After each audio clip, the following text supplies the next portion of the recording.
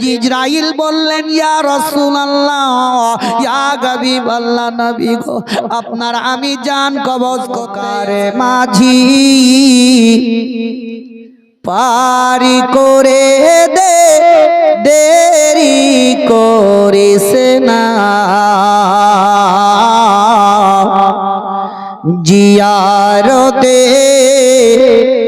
যাব আমি সোনার মদিনা বহু হাজি চলে গেল আমায় সমখ দিয়া ইয়া তো কেমনে ডাকলাম তবু চাইলো না ফিরিয়া গরিব বলে আমায় তারা সঙ্গে নিল না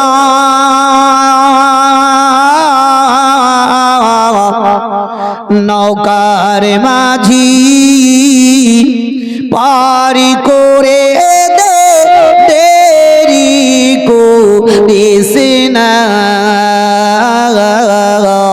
জিয়ারতে ও যাব আমি সোনার মদিনা আল্লাহুম্মা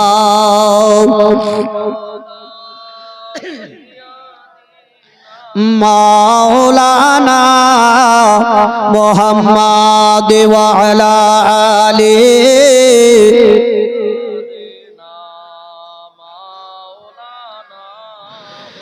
সাল্লাল্লাহু তাআলা আলাইহি ওয়াসাল্লাম ও বাবা জীবনের আমার ভাইরা মা বোনের আমার বিশ্বের নবী দুজাগানের আগা জনাবে মুহাম্মদ রাসূলুল্লাহ সাল্লাল্লাহু তাআলা আলাইহি ওয়াসাল্লাম মা আয়েশা সিদ্দিকা রাদিয়াল্লাহু তাআলা আনহার সঙ্গে আলাপ আলোচনা করতেছিলেন এমন সমাতে স্বয়ং হযরতে জিবরিল আমিন বিশ্বের নবীর কাছে এসে হাজির হয়ে গেলেন জিবরিল বললেন ইয়া রাসূলুল্লাহ ইয়া হাবিবাল্লাহর নবী গো আপনার নিকটে আমি এমন একজন ফেরেশতা নিয়ে এসেছি নবী গো আপনি যতক্ষণ পর্যন্ত ইজাজতে না দিবেন ততক্ষণ পর্যন্ত আপনার নিকটে যাবেন না দয়ার নবী বললেন হে জিবরিল বলো তবে এমন কোন ফেরেশতা নিয়ে এসেছো হযরতে জিবরিল আমিন বললেন ইয়া রাসূলুল্লাহ ইয়া হাবিবাল্লাহ নবী গো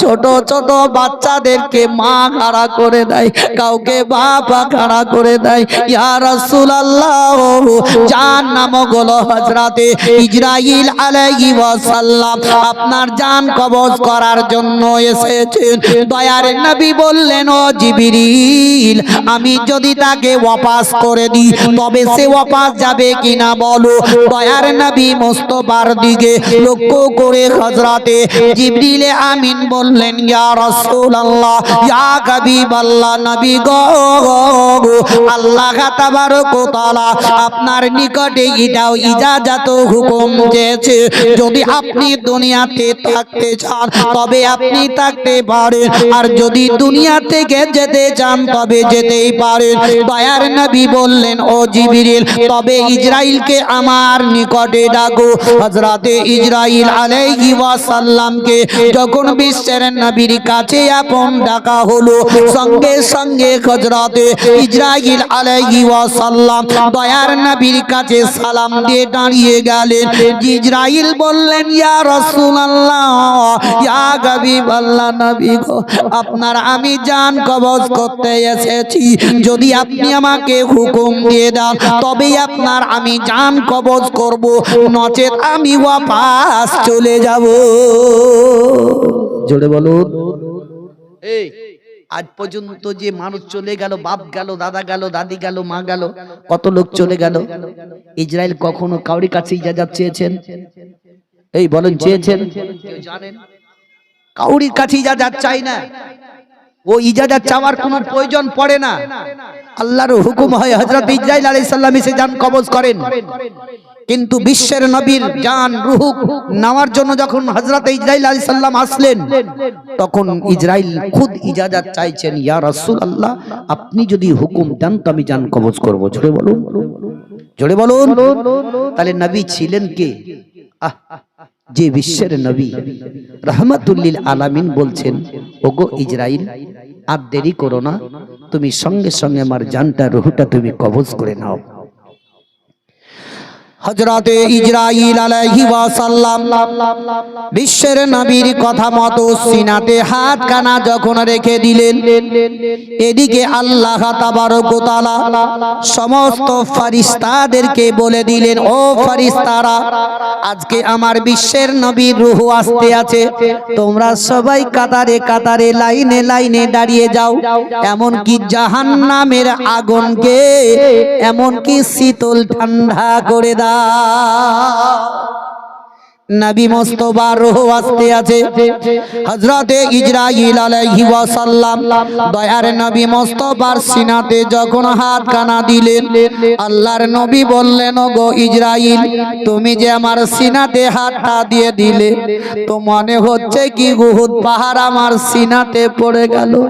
ও ইসরাইল আমার উম্মত উম্মতিরা তোমার এত ভার সহ্য করতে পারবে না, আমার উম্মতিরা তো সহ্য করতে পারবে না। হযরতে ইসরাইল বললেন, ইয়া রাসূলুল্লাহ ইয়া হাবিবাল্লাহ নবী গো, আপনার উম্মত উম্মতির জানটা আমি ওইভাবে কবজ করব যারা পরহেজগার মুত্তাকি হবে, যারা পাঁচ ওয়াক্তের নামাজি হবে, যারা ইমানদারি হবে, ইয়া রাসূলুল্লাহ তাদের রূহটাকে আমি ওইভাবে কবজ করব যেমন ছোট ছোট বাচ্চারা মায়ের স্তনে দুধ পান করতে করতে ঘুমিয়ে যায়, মা কিছুই বুঝতে পারে না। ইয়া রাসূলুল্লাহ আমি ওইরূপ আপনার উম্মত উম্মতিদের ও পরহেজগার মুত্তাকি সালেহিনদের আমি রূহটা ওইভাবে কবজ করব, তারা কিছুই বুঝতে পারবে না। ইয়া রাসূলুল্লাহ যারা আল্লাহ রাসূলকে চিনে না, যারা আল্লাহ রাসূলের প্রতি মহব্বত রাখে না, যারা মসজিদ মাদ্রাসা চিনে না, যারা আলেমদের শ্রদ্ধা করে না, ইয়া রাসূলুল্লাহ যারা দান খায়রাতে করে না, তাদের রূহটাকে আমি ওইভাবে কবজ করব যেমন একটা পাতলা কাপড় ওই বাবলা গাছের কাঁটার উপরে রেখে দেওয়ার পর যদি কাপড়টা টানা হয় সঙ্গে সঙ্গে কাপড়টা ছিটতে ছিটতে চলে আসবে। তবে নবী গো যারা ওই ব্যক্তি হবে তাদের রূহটাকে কাপড় টানা করে আমি যখন টানতে থাকবো, তখন কাউরির পা দুটো বেঁকা হয়ে যাবে, কাউরির হাত বেঁকা হয়ে যাবে, কেউ পেশাব পায়খানা করে দিবে, তখনই সে আপন বুঝতে পারবে। দয়ার নবী মুস্তাফার রূহটা যখন আপন নেওয়া হয়ে গেল, এদিকে সমস্ত সাহাবীদের কানে কানে আওয়াজ হয়ে গেল, বিশ্বের নবী আমার পৃথিবী দুনিয়া থেকে বিদায় নিয়ে চলে গেছে। ইন্তেকালের কথা যখন এলান হলো, এদিকে হযরতে বিলাল রাদিয়াল্লাহু তাআলা আনহুর কানে আওয়াজ গেল, বিলাল রাস্তায় রাস্তায় ইয়া নবী নবী করে চিৎকার করে কান্না করতেছিলেন।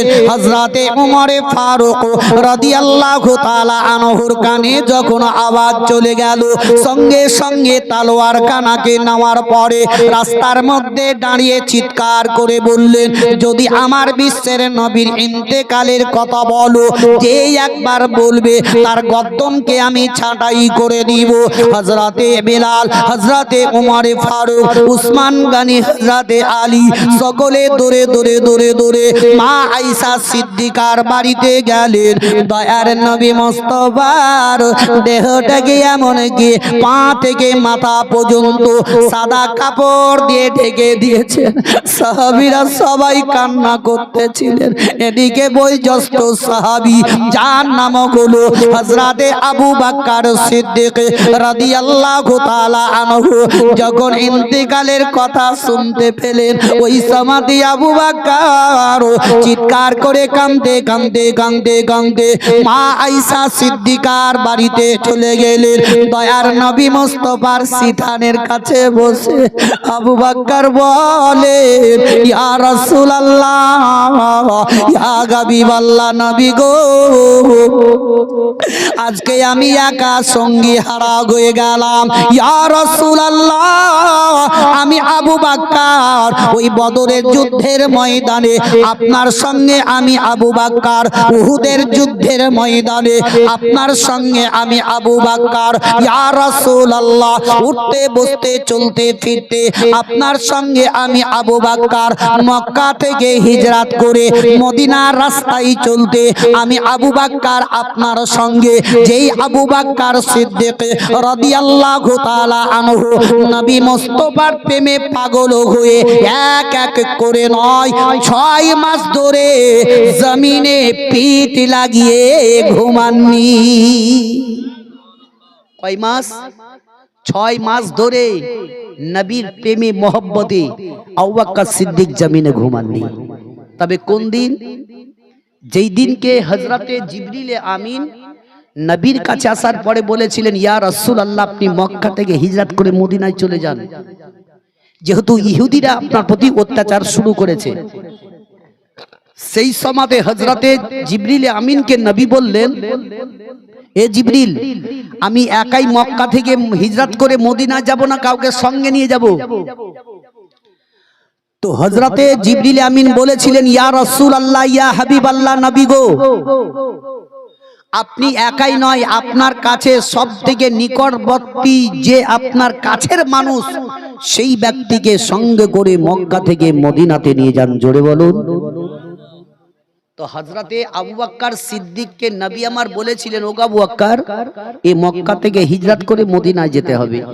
সেই দিন থেকে নিয়ে আবু বকর সিদ্দিক পুটুলি তৈরি করে নিজের দরজাতে দাঁড়িয়ে গেলেন, কি নবী আসার পরে যখনই আওয়াজ দিবেন সঙ্গে সঙ্গে নবীর সঙ্গে বেরিয়ে যাব। একদিন, দুদিন, 3 দিন, 4 দিন, 5 দিন, এমনি করতে করতে করতে করতে 6 মাস কেটে গেল। জোরে বলো। তবু আবু বকর সিদ্দিক জমিনে পিঠ লাগিয়ে ঘুমান নাই। আপনাদের ইমাম সাহেব যদি কোন একটা মুসল্লিকে বলে দেয়, কি চাচা এখানে একটু দাঁড়ান তো, আমি আসছি, দাঁড়াবে না? দাঁড়াবে না? দাঁড়াবে। কতখানি? 10 মিনিট, 15 মিনিট, খুব জোর টেনে টুরে আধা ঘন্টা হয়তো দাঁড়াবে কিনা। ঘড়ি দেখাবে না, তোর মৌলবীর কিছু কই আছে রে, কে দাঁড়িয়ে থাকবে, তোর লেগে পালাবে না? দাঁড়াবে না। কিন্তু নবী মুস্তাফার প্রেমে মহব্বতে আবু বকর সিদ্দিক 6 মাস ধরে ঘুমান না, দরজাতে দাঁড়িয়েছেন। কোন সময় কোন মুহূর্তে নবী ডাক দিবেন। যদি আমি চোখ লেগে যাই, নবী একটার পরে দুটো আওয়াজ পড়বে, দেরি হতে পারে। দয়ার নবী মুস্তাফা রাহমাতুল লিল আলামিন দরজাতে যেদিনকে নবীর প্রতি অত্যাচারকে ঘর বাড়িকে ঘেরাও করে নিয়ে যখন ইহুদিরা মারার জন্য দাঁড়িয়ে গেছে, জিবরিল এসে বললেন, ইয়া রাসূলুল্লাহ, আপনি এই মুহূর্তে এই রাত্রিতে মক্কা থেকে হিজরত করে মদিনায় চলে যান। বলে আপনাকে ঘেরাও করে নিয়েছে, তারা সকলে মারবে। নবী বলছেন, যাব কোন করে দিয়ে? বিশ্বের নবীকে জিবরিল বললেন, ইয়া রাসূলুল্লাহ, আপনি এক মুষ্ঠ মাটি নিয়ে দম করে বাড়ির চারিপাশে ছিটিয়ে দেন, আপনি বেরিয়ে চলে যান। আল্লাহর নবী দুজাহানের আকা জনাবে মুহাম্মদ রাসূলুল্লাহ সাল্লাল্লাহু তাআলা আলাইহি ওয়াসাল্লাম এক মুষ্ঠ মাটি নিয়ে দম করে ছিটিয়ে দিলেন। আর শেরে খোদা হযরতে আলীকে বললেন, বিছানার মধ্যে ঘুমিয়ে যাও, তবে আগামী কালকে আমার সঙ্গে তোমার আবার দেখা হবে। এই কথা বলার পরে নবী আমার বেরিয়ে চলে গেলেন। রাত্রিতে হযরতে আবু বকর সিদ্দিক রাদিয়াল্লাহু তাআলা আনহু দরজাতে গিয়ে একটা আওয়াজ দিলেন, এক আওয়াজে দরজা খুলে দিলেন। আর নবী আমার বলছেন, ওগো আবু বকর, তুমি কি রাত্রি বেলাতে ঘুমাওনি? 2 চোখ দিয়ে পানি পড়ে গেল।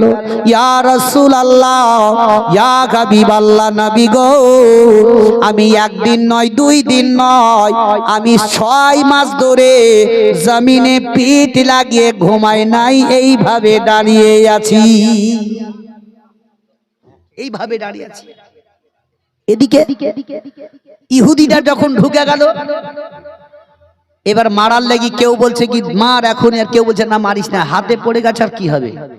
কাপড়টা তোল, কাপড় তুলে দেখছেন তো শেরে খোদা হযরতে আলী ঘুমিয়ে আছেন। জোরে বলুন।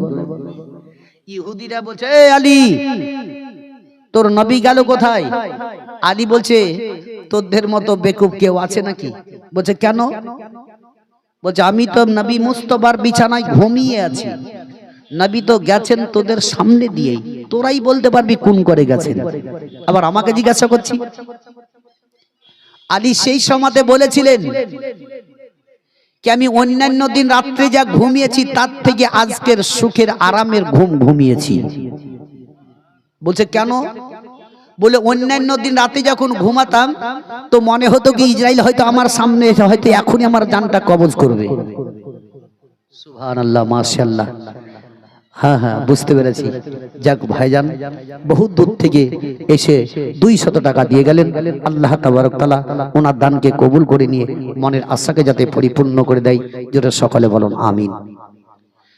তো হযরতে আলী রাদিয়াল্লাহু তাআলা আনহু বলতে আছেন, অন্যান্য দিন যে রাত্রে আমি ঘুমিয়েছি তো মনে মনে মনে চিন্তা করতাম কি হয়তো ইসরাইল এখনই এসে আমার জানটা কবজ করে নেবে, কিন্তু আজকে রাত্রিতে নবী মুস্তাফার বিছানায় যখন আমি ঘুমিয়ে গেলাম তখন আমি মনে মনে চিন্তা করলাম কি নবী যে বললেন আগামী কালকে তোমার সঙ্গে আমার আবার দেখা হবে, তো আমি ওই সময়টুকু ভাবলাম কি নবীর সঙ্গে যতক্ষণ পর্যন্ত আমার দেখা না হবে অতক্ষণ পর্যন্ত ইসরাইল আমার জান কবজ করবে না। জোরে হবে না? একটু জোরে বলুন। তাহলে বলুন, বিশ্বাস সাহাবীদের ছিল না? ছিল না? আমরা সেই বিশ্বাসটা রাখি? আমরা বিশ্বাসটাকে উড়িয়ে দিচ্ছি। এখনকার যুগে বুঝলেন, বর্তমান যুগে মোবাইল দেখে দেখে মৌলবি বহুত তৈরি হয়ে গেছে যুবকরা, বুঝছেন? এখনো বিশ্বের নবী রহমাতুল লিল আলামিনের সাহাবী হযরত আবু বকর সিদ্দিক রাদিয়াল্লাহু তাআলা আনহু মাথার কাছে বসে বসে কাঁদছেন, মুখের কাপড়টা হটিয়ে নবীর পেছনে একটা চুম্বু লাগালেন। জোরে বলুন সুবহানাল্লাহ। ওই সময়তে হযরতে আবু বকর সিদ্দিক রাদিয়াল্লাহু তাআলা আনহু কপালে চুম্বু দেওয়ার পরে আবার ঢেকে দিলেন।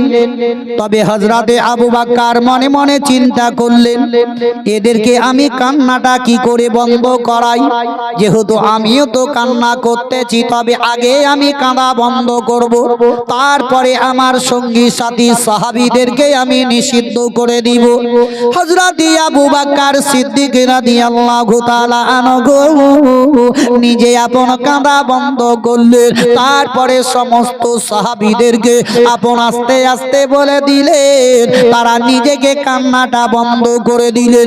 ও বাপজিরা, ভাইরা আমার, দয়ার নবী মুস্তাফার সাহাবীরা সবাই আপন বাবা চিৎকার করে কাঁদতেছিলেন। আবু বকর বললেন, আর এভাবে কেঁদো না, চোখের পানি একটু বন্ধ করো। তবে বাপজিরা আমার, দয়ার নবী মুস্তাফার ইন্তিকালের পরে তবে আমাদের দেশের মানুষ যখন মরে, আমরা কবরস্থানে যখন নিয়ে চলে যাই, ওই দেহটাকে নামার জন্য একটা নয় দুইটা লোক নেমে যায়। লাশটাকে যখন নামিয়ে দেওয়া হয়, উপর থেকে তার ছেলেরা আপন কবরের দিকে তাকিয়ে তাকিয়ে দেখে। ওই সময়তে আপন বলে বলে, চাচা গো, একবার আমার বাপের মুখের কাপড়টা খুলে দাও, আমাকে শেষবারের মতো দেখতে দাও। দয়ার নবী মুস্তাফাকে যেমনি বাবা নিচে নামিয়ে দিলেন, আবু বকর সিদ্দিক উপর থেকে তাকিয়ে তাকিয়ে সাহাবী হযরতে আলীকে বলতেছিলেন, ওগো আলী, একবার মুখের কাপড়টা ঘটিয়ে দাও, আমার বিশ্বের নবীর ওই মুখখানা শেষবারের মতো একবার আমারে দেখতে দাও। যখন এই কথা বলা হলো, সঙ্গে সঙ্গে শেরে খোদা হযরতে আলী রাদিয়াল্লাহু তাআলা আনহু মুখের কাপড় যেমনি খুলে দিলেন, আবু বকর সিদ্দিক নবী মুস্তাফার মুখের দিকে যখন তাকিয়ে দেখতে লাগলেন, সঙ্গে সঙ্গে দেখছেন তো নবী মুস্তাফার লব দুটো হিলতেছিল। দয়ার নবী মুস্তাফার লব দুটো যখন হিলতেছিল, আবু বকর বললেন, ওগো আলী, দেখো আমার নবী মুস্তাফা কি এমন কোন কথা বলতে চাইতেছেন, দেখো দেখো লব দুটো আস্তে আস্তে হিলতেছে। ওগো আলী, তোমার কানটা নবী মুস্তাফার মুখের কাছে নিয়ে চলে যাও। দয়ার নবী মুস্তাফার মুখের কাছে শেরে খোদা হযরতে আলী রাদিয়াল্লাহু তাআলা আনহু যখন কানখানা নিয়ে গেলেন, আহারে বিশ্বের নবী ওই সমাতে বলতেছিলেন, ইয়া হাবলি উম্মতি। নবী যাওয়ার সমাতেও ইয়া হাবলি উম্মতি বলে কেঁদেছেন। আজও পর্যন্ত মদিনায় সাহিত্য হয়ে ইয়া হাবলি উম্মতি বলেই কাঁদছেন। জোরে বলুন। নবী হচ্ছেন হায়াতুন নবী, জীবিত নবী। তার দু একটা কথা বলবো, তারপরে পরে ইনশাআল্লাহ আপনাদের বক্তা আসবেন, ওনাদের মুখ থেকেও শুনতে পাবেন যে বিশ্বের নবীর রহমাতুল্লিল আলামিনের বয়োজ্যেষ্ঠ সাহাবীরা সবাই মসজিদে নববীতে এক এক করে 3 দিন ধরে তারা শোক পালন করতেছিলেন। যেমন আমাদের মানুষ মরার পর 3 দিন শোক পালন করে না 3 দিন 4 দিনকার দিনে চাহাল্লুম কোরআন খানি হয়ে গেল, দোয়া খায়ের হয়ে গেল, মানুষ আস্তে আস্তে ভুলতে আরম্ভ হলো। চালিসা যেমন হয়ে গেল, মানুষ একদম ভুলে গেল। এই বিশ্বের নবীর ইন্তেকালের পরে একজন ব্যক্তি বিশ্বের নবীর রওজাতে গিয়ে দাঁড়িয়ে দাঁড়িয়ে দাঁড়িয়ে জিয়ারত করছে, আর দোয়া করতেছে, বলছে ইয়া রাসূলুল্লাহ, আপনি হচ্ছেন হায়াতুন নবী, জীবিত নবী। তবে নবী গো, এক ঝলক যদি আপনি আমাকে দেখা দেন, তাহলে আমার মনের আশাটা পরিপূর্ণ হয়ে যায়। জোরে বলুন সুবহানাল্লাহ। এইভাবে দাঁড়িয়ে দাঁড়িয়ে 8টা দিন ধরে দাঁড়িয়ে দাঁড়িয়ে নবীর কাছে কেঁদে কেঁদে বারবার বলতেছিলেন। যখন পূর্ণ 8টা দিন হয়ে গেল, সেই দিনটা ছিল জুম্মার দিন। আপন জুম্মার নামাজ পড়ে সে বিশ্বের নবীর রওজাতে এসে দাঁড়িয়ে বলতেছে, ইয়া রাসূলুল্লাহ, আপনি হায়াতুন নবী, জীবিত নবী। আমি যে আপনার রওজা থেকে চলে যাচ্ছি, আর কোনোদিন আমার নসিবে জুটবে কিনা বলা যায় না। যদি আপনি এক ঝলক না দেখা দেন, তবে একটা হাত যদি বের করে দেখান, তবেই আমার মনে আরো পরিপূর্ণ, মনের আশা পরিপূর্ণ হয়ে যাবে। জোরে বলুন সুবহানাল্লাহ। এহানো বিশ্বের নবীর এই ঘটনা ঘটেছিল 555 হিজরিতে।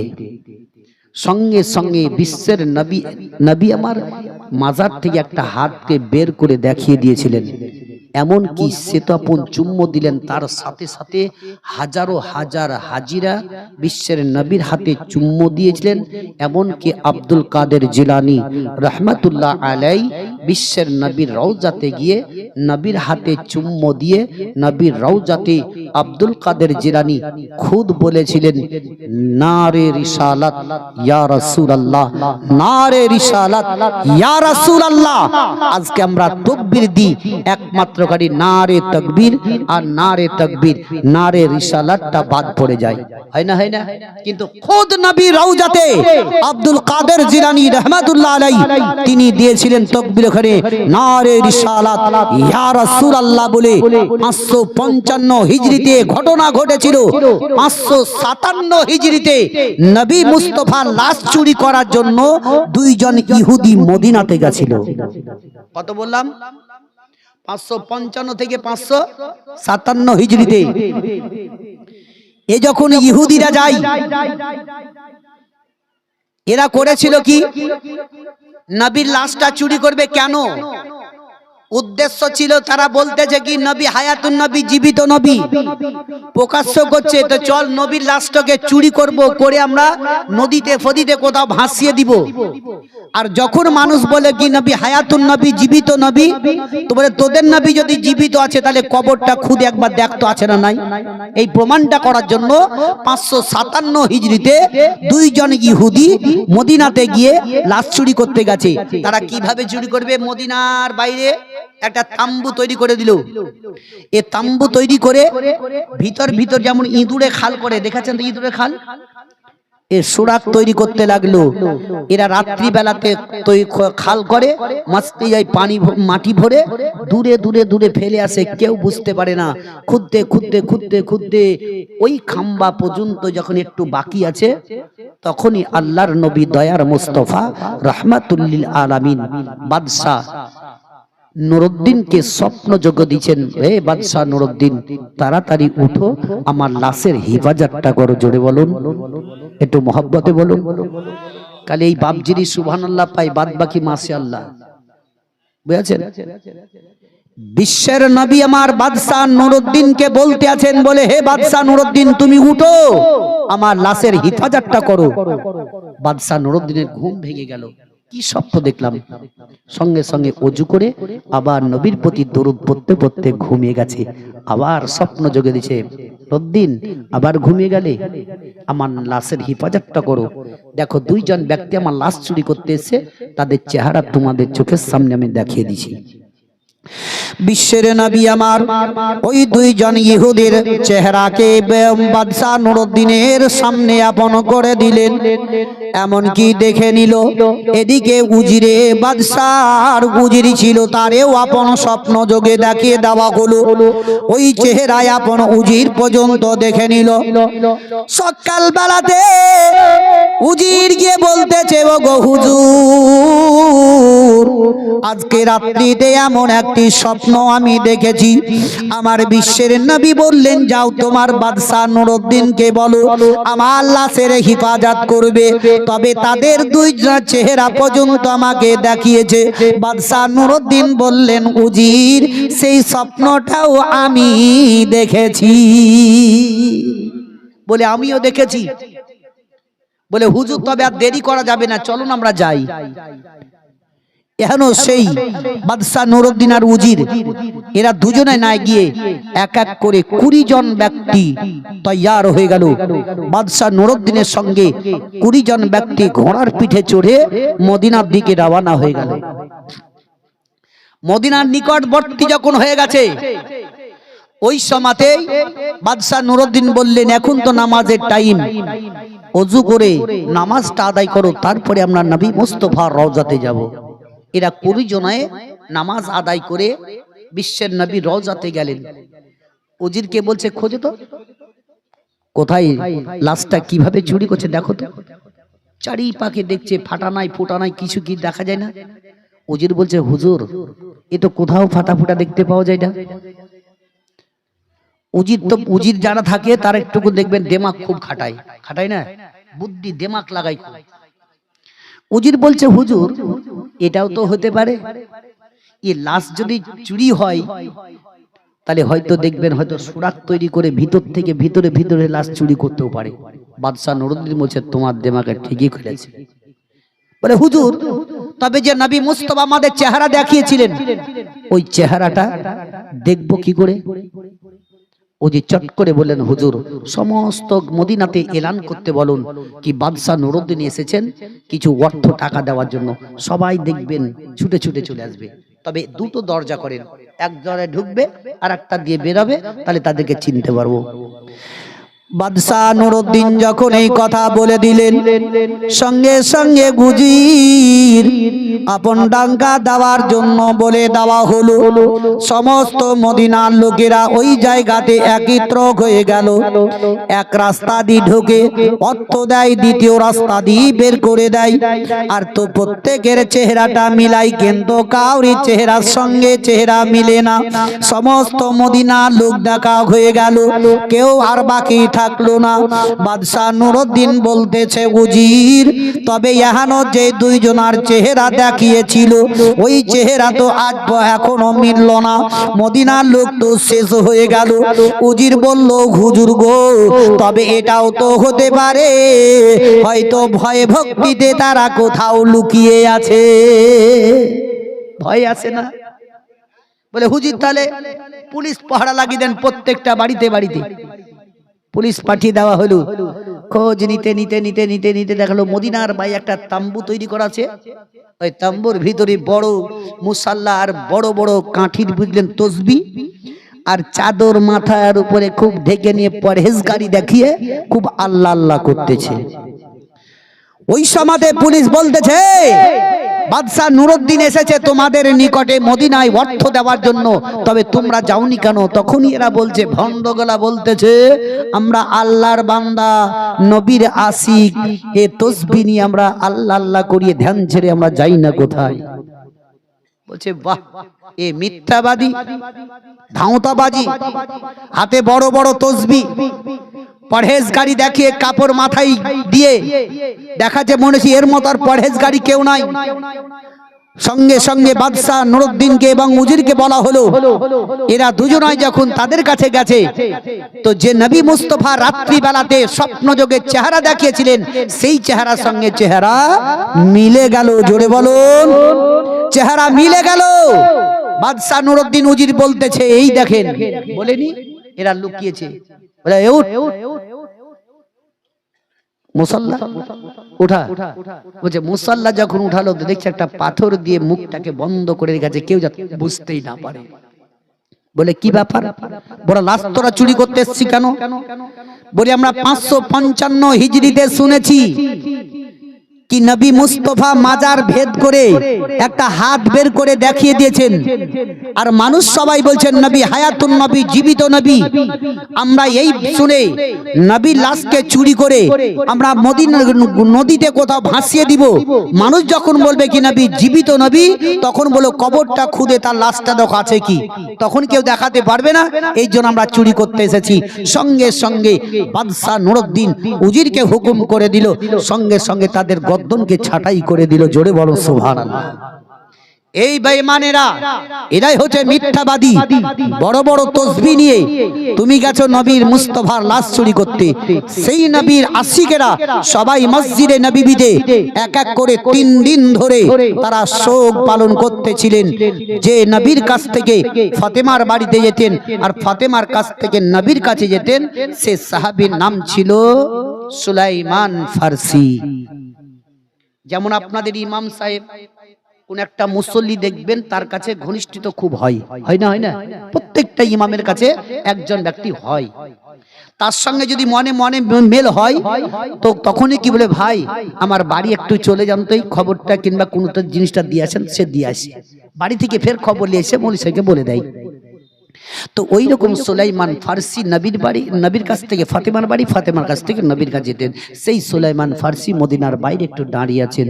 এমন সময় একটা ইয়ামিন শহরের লোক আসার পরে সুলাইমানকে দেখা মাত্রই বলতেছে কি তুমি কি শেষ নবী? কিন্তু সেই লোকটা যে ইয়ামিন থেকে এসেছে, ইয়ামিন শহরের লোকটা তৌরাত কিতাবের মধ্যে পড়েছিল কি এমন একজন নবী আসবেন, উনি হবেন রহমাতুল লিল আলামিন, উনি হবেন আখিরের নবী। তার হাতে হাত দিয়ে আমি কলমা পড়ে ঈমান নিয়ে আসব। সুলাইমান ফারসি আপন বলতে আছে, তোমার বাড়িটা কোন জায়গায় বলো? বলে আমার বাড়ি হলো ইয়ামিন শহরে। বলে আমি এসেছি নবী মুস্তাফার সঙ্গে দেখা করতে এবং হাতে হাত দিয়ে কলমা পড়ে ইসলাম গ্রহণ করব বলে। সুলাইমান ফারসি বাবা সে জায়গাতে নাম প্রকাশ করলেন না, হাত কানা ধরে নিয়ে মসজিদে নববীতে নিয়ে গেলেন। একদিকে হযরতে আবু বকর সিদ্দিক কাঁদতে আছেন, একদিকে আলী, একদিকে উসমান ওমর বাবা কাঁদতে আছেন, বয়োজ্যেষ্ঠ সাহাবীরা কাঁদতেছিলেন। এমন সমাতে সুলাইমান ওই ব্যক্তিকে নিয়ে যাওয়ার পরে আবু বকর বললেন, ও গো সুলাইমান বলো এই লোকটার বাড়ি কোন জায়গায়? আমি তো কোনোদিন মক্কাতে দেখি নাই, একে কোনোদিন মদিনাতে দেখি নাই, তবে হঠাৎ করে নিয়ে এসেছো, লোকটার বাড়ি কোন জায়গায় বলো। সুলাইমান বললেন এর বাড়ি হলো ইয়ামিন শহরে, নবী মুস্তাফার সঙ্গে দেখা করার জন্য এসেছে, নবীর হাতে হাত দিয়ে কলমা পড়ে ইসলাম গ্রহণ করার জন্য এসেছে। দয়ার নবী মুস্তাফার নাম কানা বলা মাত্রই সাহাবীরা আরো জোর কাঁদতে আরম্ভ করলেন।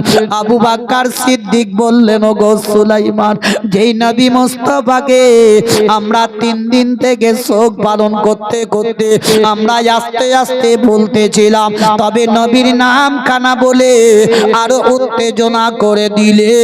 তবে সুলাইমান, ও সুলাইমান শোনো, এখনো বিশ্বের নবী নাম কানা বলে আমাদের অন্তরখানা আরো উত্তেজনা করে দিলে। তবু হযরতে আবু বকর সিদ্দিক বললেন, তুমি ইয়ামিন থেকে এসেছো, যে নবীর আশায় আকাঙ্ক্ষিত হয়েছো, ওই দয়ার নবীজি আমাদের ধরাতল থেকে বিদায় নিয়ে চলে গেছেন। দয়ার নবী আর জগতে পৃথিবীতে নাই। একদিকে বাবা আলী কাঁদতেছে, আবু বকর সিদ্দিক ওয়াজর ননে কাঁদেন। ওই ব্যক্তি ইয়ামিন থেকে আসা লোকটা বলল, শুনো গো, আমার নসিবে নবী মুস্তাফাকে আর জুটলো না, আমার চোখের সামনে আর দেখতে পেলাম না।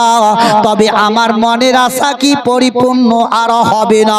তবে একটাই কথা বলবো, আমার বিশ্বের নবীর শরীরে যদি একটা জামা থাকে, আমার হাতে একবার তুলে দাও, তাতে আমার মনের আশা পরিপূর্ণ করে নিব। হযরতে আলী রাদিয়াল্লাহু তাআলা আনহু বললেন, শোনো গো, ও সুলাইমান শুনে নাও, তুমি অতি তাড়াতাড়ি ফাতেমার কাছে চলে যাও, আর ফাতেমার কাছ থেকে বিশ্বের নবীর শরীরের একটা জামা নিয়ে এসে দাও, নচেত লোকটা হাত ফেল করে মারা যাবে, লোকটা ওয়াকালে মারা যাবে। সুলাইমান দৌড়ে দৌড়ে ফাতেমাতুজ জোহরা রাদিয়াল্লাহু তাআলা আনহার বাড়ির দরজাতে গেলেন, আওয়াজ দিয়ে দিলেন, ফাতেমাতুজ জোহরা রাদিয়াল্লাহু তাআলা আনহা ইমামে হাসান ও হুসেনকে নিয়ে দুই সাইডে বসে বসে কাঁদতেছিলেন। ফাতেমার কানে আওয়াজ চলে গেল, ফাতেমা বলছেন, কে আছো গো? আমি বাপ হারা মা হারা এতিম আমি ফাতেমা, কে আমার দরজাতে হাত মারো বলো, আমার দুনিয়াতে বাপ নাই মা নাই। হযরতে সুলাইমান বললেন, ও ফাতেমা, তোমার দরজাতে এমন কেউ নয়, আমি আছি। সুলাইমান একবার দরজা খোলো। হযরতে ফাতেমাতুজ জোহরা রাদিয়াল্লাহু তাআলা আনহা সুলাইমানের আওয়াজ পাওয়ার পরে সঙ্গে সঙ্গে যেমন দরজাটা খুললেন, দেখছেন তো সুলাইমানের দুই চোখ দিয়ে পানি পড়তেছিল, অঝর নয়নে কান্না করেন।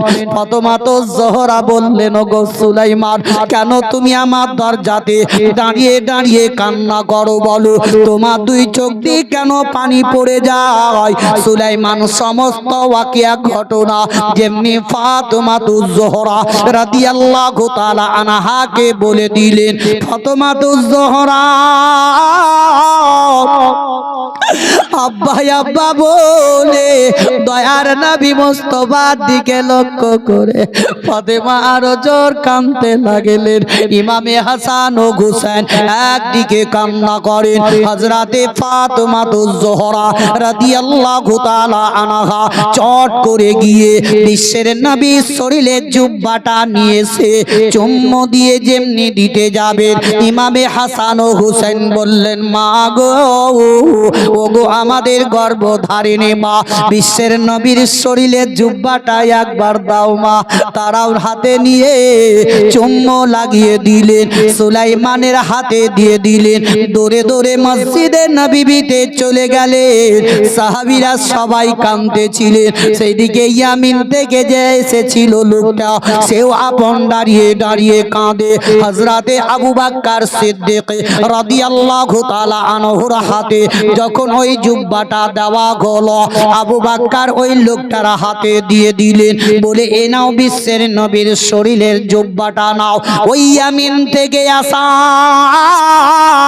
ও ব্যক্তি আপন জুব্বাটা নিয়ে সঙ্গে সঙ্গে মাথার উপরে তুলে নিয়ে দয়ার নবী মুস্তাফার দিকে লক্ষ্য করে আল্লাহর দরবারে বলে, আল্লাহ গো, ও গো পাক পরওয়ারদিগারে আলাম, আল্লাহ গো, আমি কিতাবে পড়েছিলাম এমন একজন নবী আসবেন, তিনি হবেন রহমাতুল লিল আলামিন। আল্লাহ গো, তবে নবী মুস্তাফাকে আমি দেখতে পেলাম না। দয়ার নবীর শরীরের জুব্বা পেয়েছি আল্লাহ, আমি মাথায় তুলেছি আল্লাহ গো, তা দেখে তার প্রতি আমি কলমা পড়ে ইসলাম গ্রহণ করে নিলাম। তবে আল্লাহ, আমি এই জুব্বাটা অতক্ষণ পর্যন্ত আমি নামাবো না। আল্লাহ, তুমি আমার মৃত্যুটা মদিনাতে নিয়ে নাও। ওগো আল্লাহ, এই মদিনা ছেড়ে যাতে আমার ইয়ামিনে যেতে না হয়। আল্লাহ, তোমার নবী মুস্তাফাকে তো দেখতে পেলাম না, তবে যদি আমার মৃত্যুটা হয় মদিনাতে, তোমার বিশ্বের নবীর বয়োজ্যেষ্ঠ সাহাবীর হাতের মাটিটা আমার সিনাতে যাতে পড়ে। আল্লাহর দরবারে দোয়া কবুল হয়ে গেল। এমনকি সেই লোকটার মৃত্যু মদিনাতেই হলো। পড়েন ইন্না লিল্লাহি ওয়া ইন্না ইলাইহি রাজিউন। একবার ভক্তি ভরে জোরে সোরে নবীকে স্মরণ করে দরুদ পাক পড়ুন। আল্লাহুম্মা সাইয়্যিদিনা মাওলানা মুহাম্মাদ ওয়া লা আলা সাইয়্যিদিনা মাওলানা মুহাম্মাদ সাল্লাল্লাহু আলা মুহাম্মাদিন সাল্লাল্লাহু মুহাম্মাদ রদম জবান সে নিকালো পাক নামে মুহাম্মাদ হরদম জবান से निकालो सफियाना मुहम्मद सल्लल्लाहु अलैहि वसल्लम। मुझको तैबा में बुला लो शाही जमानी, मुझको तैबा में बुला लो शाही जमानी। शाही जमानी आका मक्की मदानी, दिल की हसरत ये निकालो शाही जमानी। नगर नगर और डगर डगर फिरता हो मारा मारा, नगर नगर और डगर डगर फिरता हो मारा मारा।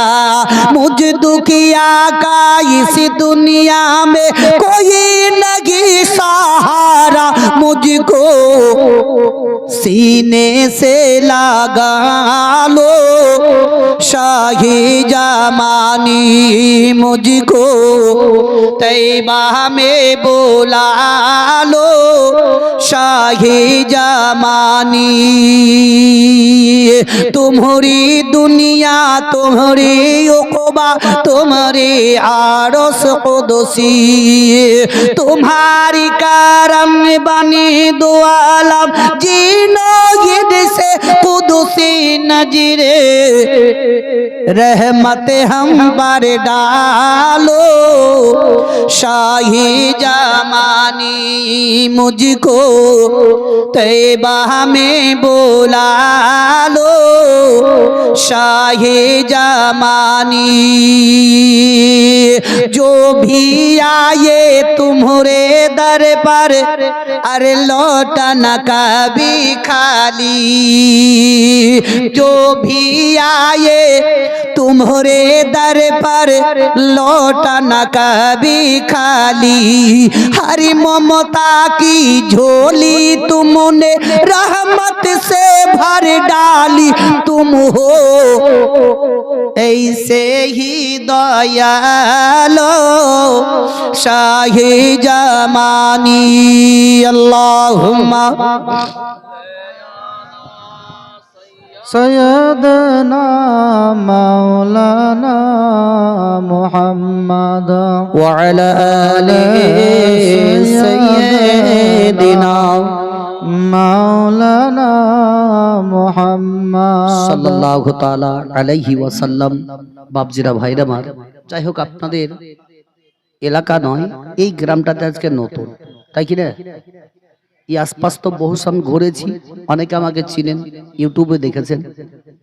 তবে কিন্তু বড় আফসোস লাগছে যে এই বাপ যে আমার আছেন, এই দুই চারটা, এরাই একটু নবীর প্রতি জোরে জোরে দরুদ পড়ছে, বাদ বাকি কার মুখ দিয়ে বের হয় না মনে হয়। কি আমরা দরুদের প্রতি এত গাফিলিত কেন? আজ আমরা হারামের দিকে বেশি লিপ্ততা হয়ে থাকছি, আমাদের ওই গলা আওয়াজ হয় বেশি। দরুদের একটা ফজিলত কথাটা বলবো সামান্য একটুকু, তারপরে ছোট্ট করে একটা গজল বলেই আমার বক্তব্য ইতি করব। যে একদিন বিশ্বের নবী রাহমাতুল লিল আলামিন সাহাবীদেরকে নিয়ে দাঁড়িয়ে দাঁড়িয়ে আলাপ আলোচনা করছেন। খুব মন দিয়ে কথাটা শুনবেন। অনেক অনেক যুবক ভাইদেরও এই কথাটার মাথায় যদি ভরেন তো কাজে আসবে। তো বিশ্বের নবী সাহাবীদেরকে নিয়ে আলাপ আলোচনা করছেন, এমন সময় একটা মৌমাছি উড়ে উড়ে যাচ্ছে। তো মৌমাছিটা যখন উড়ে যায়, আল্লাহর নবী বলছে, রে মৌমাছি একটু দাঁড়িয়ে যাও।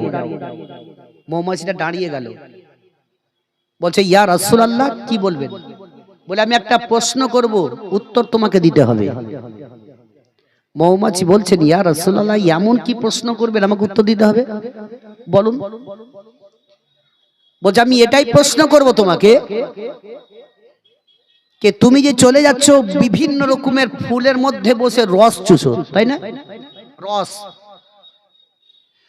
কোন ফুলের রস হচ্ছে তিতা, কোন ফুলের রস হচ্ছে মিষ্টি, কোন ফুলের রস হচ্ছে খাট্টা, বিভিন্ন রকমের রস তোমরা নিয়ে গিয়ে এক জায়গাতে জমা করো, সেই রসটা তোমাদের মধুতে পরিণত হয়। তাহলে এই মধুতে পরিণতটা হয় কেন, কারণটা কি, এর উত্তরটা তোমরা দিয়ে যাও। মৌমাছি বলছে, ইয়া রাসূলুল্লাহ, ইয়া হাবিবাল্লাহ, নবী গো, যিনি আমাদের সর্দারনি বসে আছেন, উনি আমাদেরকে বলে দিয়েছে কি যত দূর থেকে তুমি ফুল থেকে রস চুচে আমার এখানে নিয়ে আসবে, ওই বীজখানটায় যে রাস্তাটা পড়বে, ওই রাস্তাতে রস নেওয়া নিয়ে আমার নবী মুস্তাফার প্রতি দরুদ পড়তে পড়তে পড়তে চলে আসবে। বলে, ইয়া রাসূলুল্লাহ, আমরা বিশ্বের নবীর প্রতি দরুদ পড়তে পড়তে নিয়ে সেইখানে রস রেখে দিই, ওই নবীর প্রতি দরুদ পড়ার কারণে আমাদের সে রসগুলা মধুতে পরিণত হয়ে যায়। তাহলে রস, তারা বিভিন্ন রকমের ফুল থেকে রস নিয়ে গিয়ে নবীর প্রতি দরুদ পড়াতে ওই মধু এমন মিষ্টি মধু হয়ে যায় সে রসগুলা। তাহলে আজ আমরা মুসলমান সেই নবীর উম্মত হয়ে আমরা নবীর প্রতি আমরা অত গাফিলতি কেন, আর আমরা কেনই বা এভাবে আমরা বলতেই থাকি? মুসলমান দরুদ বিভিন্ন রকমের আছে, সব থেকে ছোট্ট দরুদ যদি বলেন সাল্লাল্লাহু তাআলা আলাইহি ওয়াসাল্লাম, রাস্তাতে চলতে চলতেও এই দরুদটা পড়া যায়, যায় না? যায় না? কিন্তু আমরা পড়ি, আমরা গান গুনগানাতে যাই, আমরা ওদিকে লক্ষ্যটা করি না। আমরা যদি দরুদ পড়ছি তো কেউ জোরে পড়ছে, কেউ আস্তে আস্তে, মনে হচ্ছে বিশাল ব্যাপার। আমরা জিদ ধরে আছি, জিদ ধরে থেকে কোনো লাভ হবে না। মনে করবেন মৌলবীরা বলছে বলুক, আমরা কি ধ্যান দিব? ওদের কর্তব্য ওরা বলবে, কিন্তু একটাই কথা দেখেন, জিদে জিদে মানুষ বহুত কিছু কাজ করে দেয়, করে না? করে না? কেউ বিষ খাই, গলায় দড়ি দেয়। বেশিরভাগ মেয়ে ছেলেরা বুঝলেন যখন জিদ উঠে যায় তো আপন কি বিষ খাই, নাহলে গলায় ফাঁসি দিয়ে মরে যায়। এটা সম্পূর্ণ ভুল। তো জিদ না ধরে থেকে কমসে কম পরিবর্তনটা হন। এখনো সময় আছে, তোবা তিল্লা করুন, এখানে ওখানে গজব না করে নিজেকে নিজে পরিবর্তন হন। আল্লাহ তাবারক তাআলা যাতে আমাদের প্রত্যেকটা মানুষকে সঠিক পথে ঈমানের সহিত নিয়ে যাওয়ার তৌফিক এনায়েত করুক। জোরে সকলে বলুন আমিন। আমি পড়েছি ছোট্ট ছোট্ট করে, মুহাম্মদ রাসূলুল্লাহ সাল্লাল্লাহু তাআলা আলাইহি ওয়াসাল্লাম, মুহাম্মদ আল্লাহর প্রিয় রাসূল। দ্বিতীয় আয়াত পড়েছি, আম্মা সাইলা ফালা তানহার, তোমার নিকটে যদি কোনো সাইল আসে তারে কখনো খালি ফিরাবে না। যে কোনো মানুষ আসুক, আমরা ভিখারি আসুক, তারে কখনো খালি ফিরায় না, যেটাই পারবে সেটাই দিয়ে দিবে। ছোট্ট শায়রে বলে, এই জায়গায় আইসা দেখি জলসার জায়গায়, আর কত শত লোক বসে আছে নবীর আশায়, পাগল কইরাছে মোদের মদিনা ওয়ালা, পাগল কইরাছে মোদের মদিনা ওয়ালা। এই জায়গায় আইসা দেখি ওই জালসার জায়গায় আর কত শত লোক বসে আছে নবীর আশায় পাগল কইরাছে মোদের মদিনা ওয়ালা পাগল কইরাছে মোদের মদিনা ওয়ালা নবী যখন আসে নগো ওই মায়া মিনার কোলে শত শত ফারিস্তারা দরুদ সালাম পরে পাগল কইরাছে মোদের মদিনা ওয়ালা পাগল কইরাছে মোদের মদিনা ওয়ালা এই জায়গায় আইসা দেখি ওই জালসার জায়গায় কত শত লোক বসে আছে নবীর আশায় পাগল কইরাছে মোদের মদিনা ওয়ালা পাগল কইরাছে মোদের মদিনা ওয়ালা মায়া মিনা বসে কান্দে ওই ছেলে কোলে করিয়া বাড়ি বাড়ি চেয়ে দেখে মুখের দিকে তাকায়া পাগল কইরাছে মোদের মদিনা ওয়ালা পাগল কইরাছে মোদের মদিনা ওয়ালা।